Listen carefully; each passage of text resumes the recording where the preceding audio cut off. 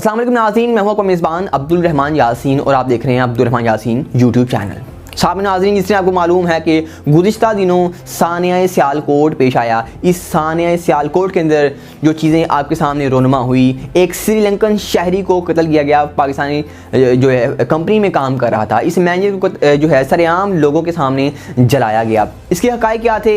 इस वाक़ये के बाद इस्लाम को दुनिया के अंदर कितना नुकसान पहुँचा है, इस पूरी दुनिया में पाकिस्तान को इस वाक़े के बाद कितना क्रिटिसाइज़ किया जा रहा है और इस्लामोफोबिया किस लेवल तक पूरी दुनिया में परवान चढ़ चुका है। सबसे पहले आपको ये बता दिया जाए कि सानिया सियालकोट में एक श्रीलंकन शहरी को जलाया गया। ज़राए से मालूम होता है कि इस शख्स ने दुरूद शरीफ लिखे हुए दुरूद शरीफ को फाड़ा था, लेकिन कुछ ज़राए से मालूम होता है कि इमाम हुसैन अलैहिस्सलाम के नाम को फाड़ा है। जितने मुँह हैं उतनी बातें, लेकिन ये मालूम है ज़राए से कि इसने किसी इस्लामी चीज़ को, दुरूद शरीफ को या इमाम हुसैन अलैहिस्सलाम को नाम को फाड़ा था, जिसकी बाइस ये एक्ट हुआ। मेरा ये मानना है कि मेरे सामने अगर संस्कृत लाई जाए, संस्कृत को मैं नहीं जानता, संस्कृत लैंग्वेज को मैं नहीं जानता, लिहाजा मैं संस्कृत के मामले में जाहिल हूँ।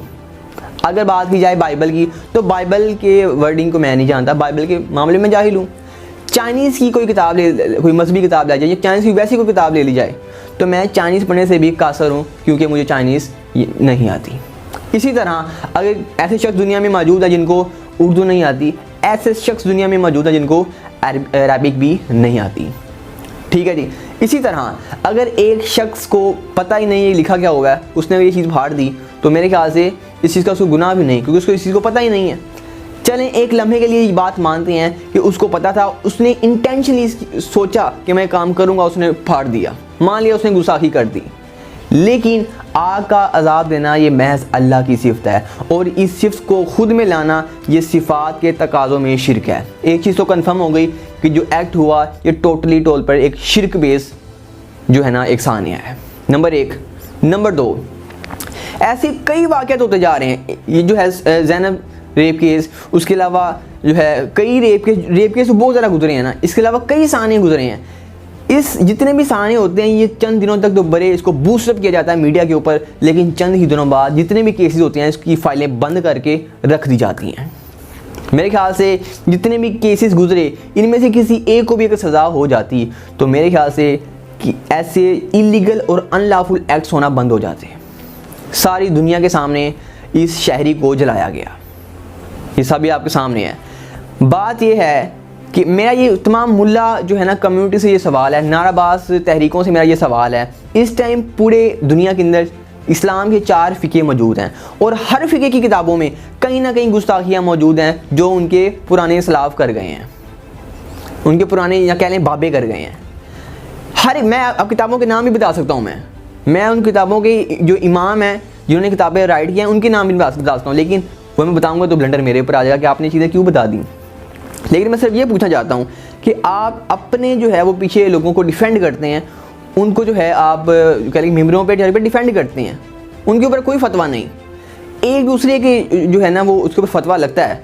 अगर शिया है तो वहाबी पे फतवा, अगर वहाबी है तो देवबंद पे फतवा, अगर देवबंद बंदा है तो सुन्नी पे फतवा कि इनके पीछे नमाज नहीं होती। ये वो लोग हैं जो ऑलरेडी एक दूसरे को काफ़ी या मुशरिक या फिर इनको कह लें कि वो करार दे चुके हैं कि इनके पीछे नमाज नहीं होती। सामने नाज़रीन, इस वाक़ये के बाद कोई पागल है जो इस्लाम कबूल करेगा? ये दीन जो एक महज कह लें कि वो जज्बात पर मुबनी दीन, इसको एक्सेप्ट किया जाए? पूरी दुनिया में इस्लाम को क्रिटिसाइज़, पाकिस्तान को तो क्रिटिसाइज़ किया जा रहा है क्योंकि पाकिस्तान के लोगों ने ये एक्ट किया। मसला ये है कि इस्लाम को पूरी दुनिया में क्रिटिसाइज़ किया जा रहा है, जिसकी वजह सिर्फ़ और सिर्फ पाकिस्तान है। पाकिस्तान का ये सानिया सियालकोट है, ठीक है जी। पाकिस्तान के अंदर तहरीकों के रूबरू लोगों के अंदर ये चीज़ें डाली जा रही हैं, जिसकी वजह से ये मामला रोनुमा हो रहे हैं। जिस पे दिल किया ख़त्म नबूवत का वो ठप्पा लगाया, इसने जो है वो गुस्ताखी की है और उसको फांसी पर लटका दिया। फांसी तो दूर की बात, कानून तक नहीं पहुँचना, कानून से पहले अपने हाथ में कानून लेकर अगले बंदे को उड़ा देना, कत्ल कर देना, फैर मार देना। बैंक मैनेजर के वाक़यात, एक बंदे ने वो कह ले कि वो अपने उस्ताद को कत्ल कर दिया, उसने नबी पाक की क्या लगाने के बाद, एक पठान ने जो है बंदे को कत्ल कर दिया, क्यों? ख़त्म नबूवत की वो आड़ लगाने के बाद। This is totally unlawful and illegal act. कानून अपनी मुकम्मल एक ताकत और पावर रखता है। कानून से चीज़ें साबित की जाती हैं। विदाउट साबित किए जिसके ऊपर मर्जी फतवा लगाया और उसको कत्ल कर दिया, this is totally illegal and unlawful act. मेरे ख्याल से जिम्मेदारी का मुजाहरा किया जाए और जितने लोग इस टाइम जो कह लें कानून के ज़ेर आ चुके हैं इस साने के अंदर, तमाम को फांसी पर लटकाया जाए ताकि लोगों के लिए इबरतनाक ये सज़ा बन सके।